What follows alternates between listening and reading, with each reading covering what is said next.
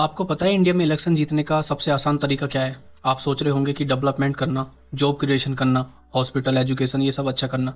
नहीं, बस एक चीज बोलो कि सब फ्री मिलेगा, बिजली फ्री मिलेगी, पानी फ्री मिलेगा, डायरेक्ट कैश ट्रांसफर होगा और लोगों की लंबी लाइन लग जाएगी। लेकिन एक सवाल, अगर सब कुछ फ्री है तो इसका बिल कौन भर रहा है? आई थिंक इनडायरेक्टली आप लोग ही भर रहे हैं।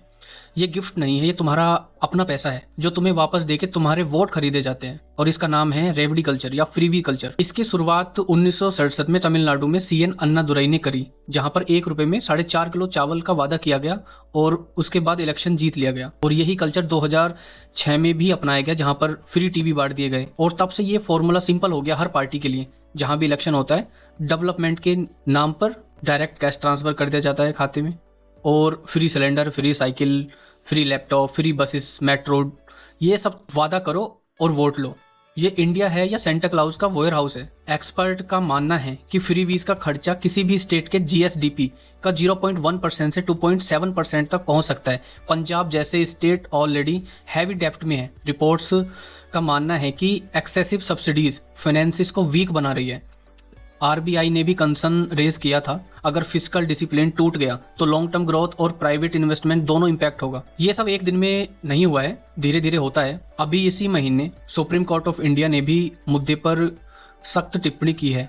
बेंच ने सवाल उठाया है कि ये वेलफेयर है या वोट बैंक पॉलिटिक्स है। कोर्ट ने कहा है कि इनडिस्क्रिमिनेट फ्रीबीज वर्क कल्चर को इफेक्ट कर सकती है, डिपेंडेंसी कल्चर डेवलप हो सकता है। उन्होंने ये भी रिमाइंड किया कि nothing is free, her scheme tax payer के पैसे से फंडेड होती है।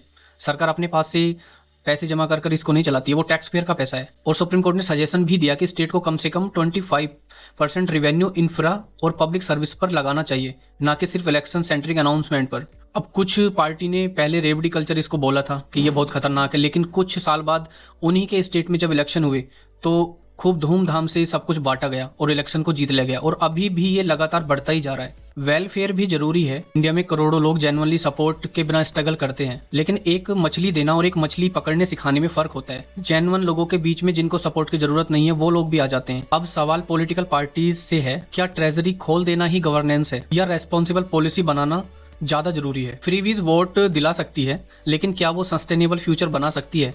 इसका long term solution freebies culture से नहीं आएगा। ये short term gain, political gain हो सकता है, और इससे इकोनॉमी पर और हमारी जीडीपी पर बहुत नेगेटिव इफेक्ट पड़ता है। आप लोग क्या सोचते हैं?